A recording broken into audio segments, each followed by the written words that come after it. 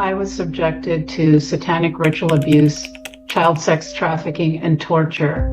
From my birth in 1964 to age 18 in 1982, when I left, moved to the United States, and changed my name.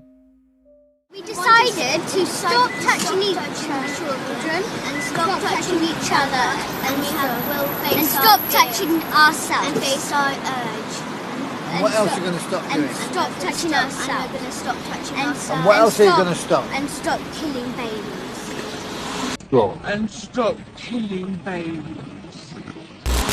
And stop killing babies, and we're going to face our fear and face our urge. Do sex to the babies. We throw them when we're dancing with the skulls after the babies are dead. What skulls? The baby skulls. Before? Yeah, from before. We put it on. Where did the baby skulls come from? They come from the baby.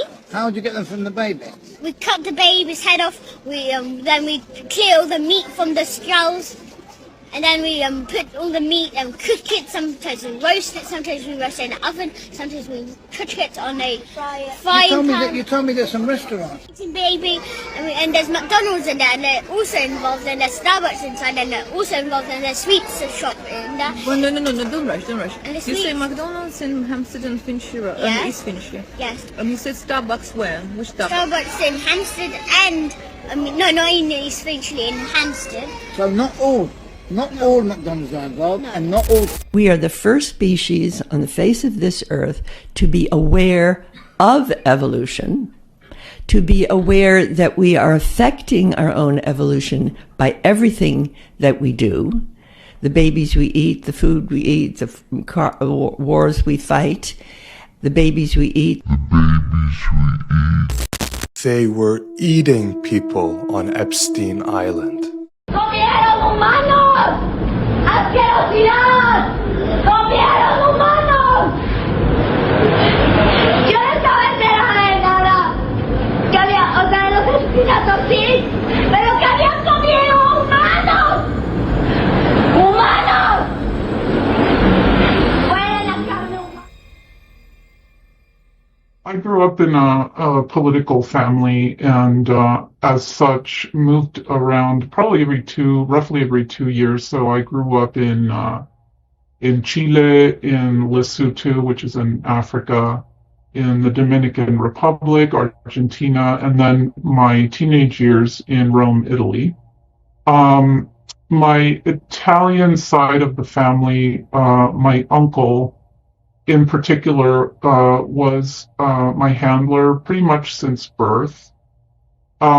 My mother, I believe, was actually programmed to do this. No matter where we were living, we went to Rome every summer holiday and every winter holiday. So he also visited most of the countries where I lived at different periods to do different rituals and such.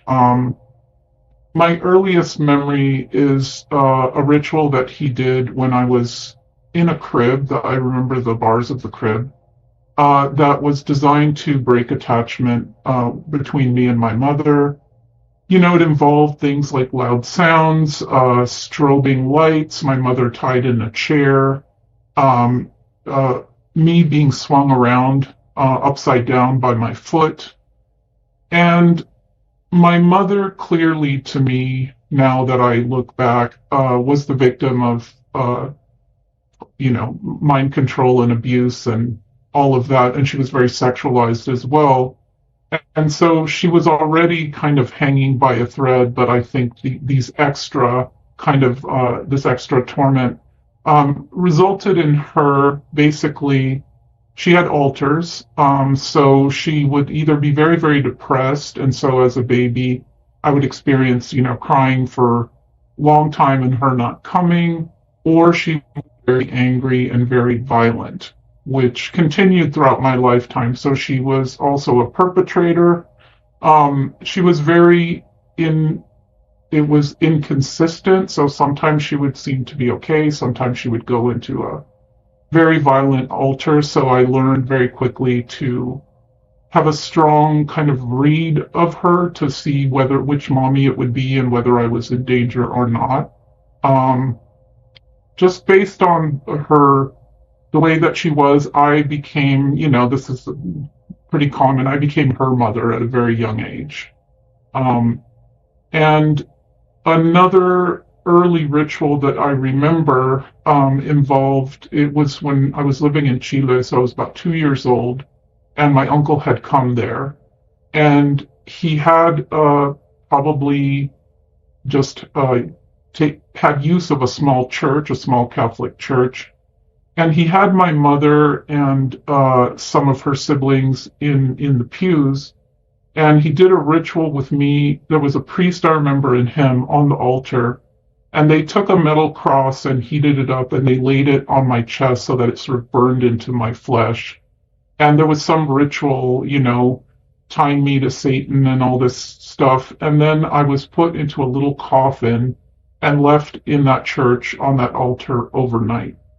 And so I say this also to show you that my mother was always involved in my torture. Sometimes she was tortured with me. So she was really also a victim. And as a mother myself, I cannot imagine the horror and the helplessness that she must have felt with her daughter being, also taken from her and trafficked, and also, she was a perpetrator, but like we both know, she was also a victim. So it was, those are some of the earlier memories, and then I'll let you ask me more about the facility I was taken to in Rome and the Vatican and all that. But those are sort of an example of some of the earlier memories. This is all cult-backed information. Attachment is the single most important thing for a human being. They did these horrific experiments in psychology where they took baby monkeys away from the mother and they put them in an enclosure, and they gave them a choice of a wire mesh mother figure with a bottle with milk and a wire mesh mother figure with a terry cloth covering. And the baby monkeys would starve to death and die, but cling to the comfort pseudo-mother. So they know this, and this is hence why hospital births are part of actually global MK Ultra. If you look at all the TV shows and if you look at hospitals, all the babies are in the little bassinets in the room alone, and they're not with the parents. Like, they take them and they put them there. They tried to do this with me when I had my daughter in 2003, so they're still trying to do this recently, and I refused. I insisted on keeping her on my body.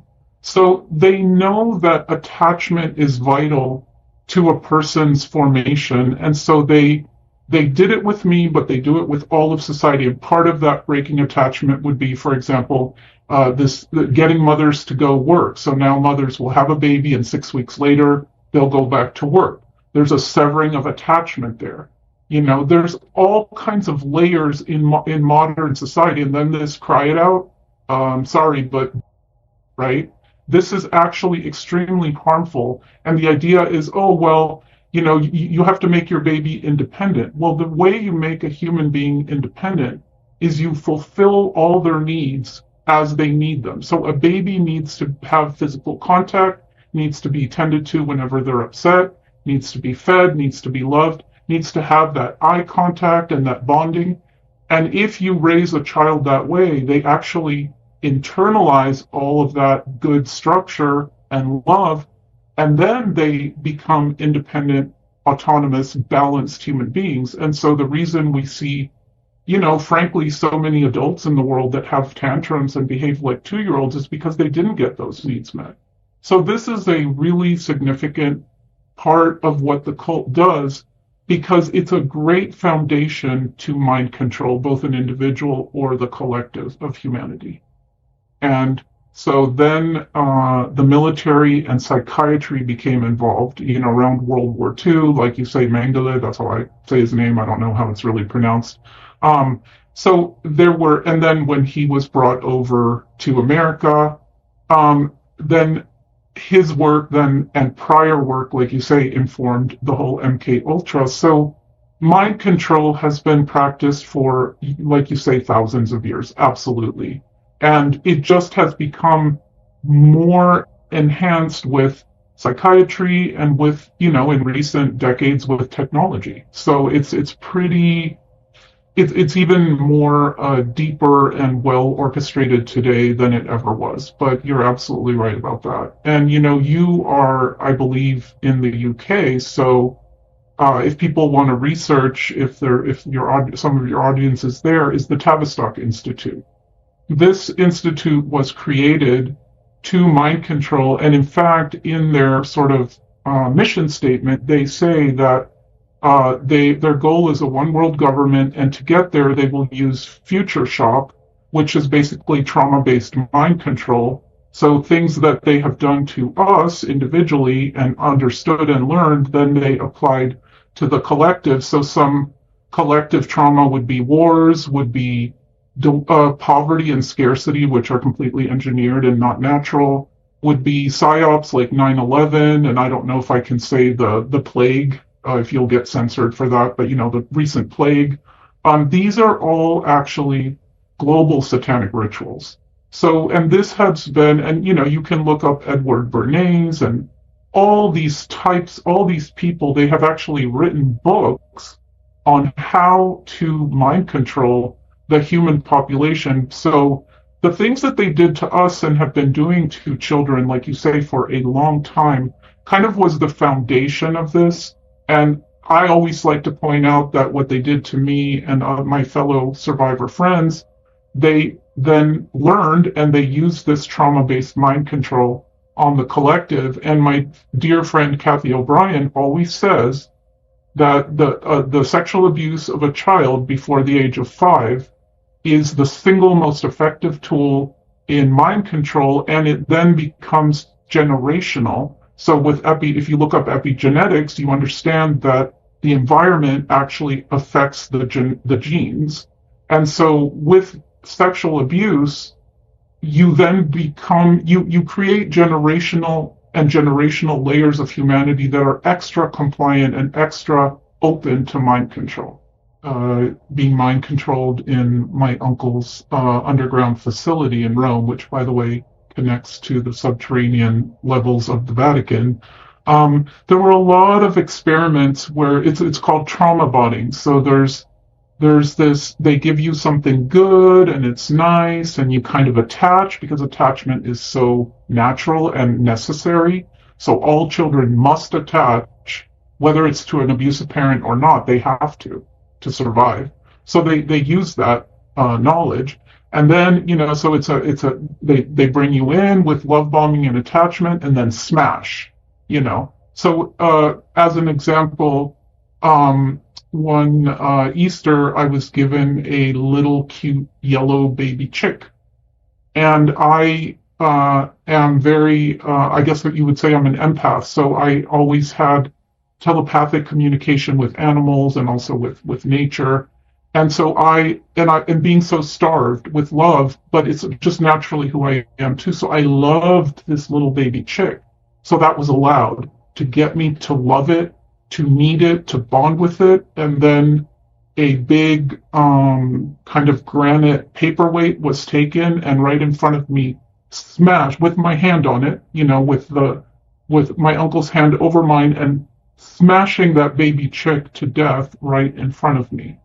So this is part of the training. Also, in that facility, being put in isolation in cages, I would actually make friends with the rats that would show up at night to have some connection. And being starved for days. So they'll take away and then they'll bring you the food or take you out of the cage. And you experience, so it's to create a bond to the perpetrator, which normally, if you're always abusing someone, then you're going to not trust and you're going to hate the let's say the handler, right? So it's this complicated use of psychology where there's a lot of abuse and then there's some, kind of giving back. And this is, for example, what the Stockholm Syndrome is, right? So it's very, very complex, and that is done to create a need and a loyalty for the perpetrator so that then you can be successfully trained into whatever they want you to, whatever tool they want you to become that's useful to them. Well, first, I want to validate what you said about things being underground. There are, and if people want to understand also ley lines, to go look at Rachel Vaughn's work, because they'll build things like the Vatican on specific energetic centers and things like the city of Washington, D.C., et cetera, right? And all of these places will have underground tunnels, facilities. There are underground cities. And very commonly in sort of more significant psychiatric hospitals or medical hospitals, there will be tunnels under there as well.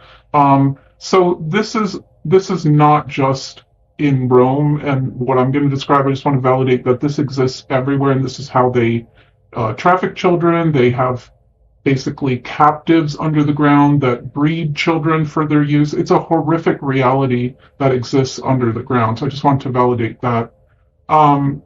Yeah, so the subterranean levels, no one would know about.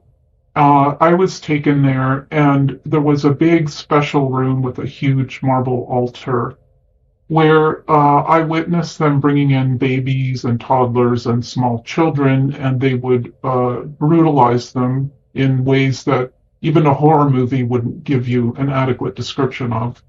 And then to get the adrenaline flowing, of course, for the blood to be adrenalized, and then they would ceremonially cut the child with a special knife, and then the blood would go down and would be collected in these chalices in the corners of the altar. And there would always be people, VIP people in attendance. There would be, basically it was a ritual. And so they would drink the blood. Sometimes they would pluck out the heart and eat it. In general, these people eat human flesh. I have seen babies be cooked and served on platters at these VIP parties that I was taken to. So that's another thing. But yeah, so they do these rituals, and the Vatican, different factions of this global cult have different, I guess you would call them lineages, or, not really bloodline, but sort of like that. And so the Vatican, it's Lucifer. They're Luciferians. They also have a throne to Lucifer down there. If you start to look and you have eyes to see, you will see that Lucifer is actually who they actually worship. And so these sacrifices are to Lucifer. They have a way in these rituals to, bring that Luciferian consciousness into their own souls, into their bodies. It's very dark and very sort of complex. I'm not going to be able to do it justice, really. That's the Dark Lord, okay? So it's mixed in with truth, but there's distortion. And I always like to point out, and I know this is probably going to upset people, but I used to witness this below the Vatican and then be taken to church and, the ritual of communion, where you eat the flesh and drink the blood of Jesus. And, well, this is actually a satanic ritual in disguise. And what they do is, when you participate in these rituals, you're giving your energy, and they harvest that energy and they use it. So, see, these creatures is what Rachel calls them, and I love that name. They have severed that connection to the divine. They don't have creativity or life force energy, so they have to use our energy. Indeed, everything that's created on this planet, the hell on earth reality that we live in, is their agenda, but created through us and our energy, often unwittingly. So Satanism isn't some kind of Hollywood portrayal of it. Satanism is an ideology. It's a way of life. And over decades, they have socially engineered society to be very satanic. So the ego, the me, the survival of the fittest, all of these things are satanic ways of living. So they have successfully, to a large extent, changed us. Like you said earlier, we're love, right? And you see who we really are, for example, when they use their weather technology to flood an area or destroy something or burn it. the human beings around, what do? They come out, they help, they bring supplies, they take people into their homes to live with them who lost their homes. This is the normal human condition. They, of course, have wanted to sever the brain, the mind from the heart. The heart has a magnetic field that is way bigger than the brain does. So we live in a brain-dominated, mind-dominated society, deliberately severing that connection to the heart. They can't really do it successfully, though. We still love, but that is their intent. So we live, and if people think, oh, maybe I sound crazy that we live that we're run by a satanic cult. They're kind of being pretty open with it nowadays. Look at the Olympic Games opening ceremony. Look at that Sam Smith performance for, was it the Grammys or what? I don't pay attention to that stuff, so I don't even know what it's called. Look at music videos. Look at the fact that in the US they now have Satan Club at schools. Look at people, models going down the runway. What are they wearing? It's in your face today, and this is what one of their goals has been, to create a society where people embrace worshiping Lucifer. And one of their other goals, which they're unfortunately well on their way to achieving, is to normalize pedophilia. So absolutely, they have engineered us into living in a satanic ideology, and we don't even realize it.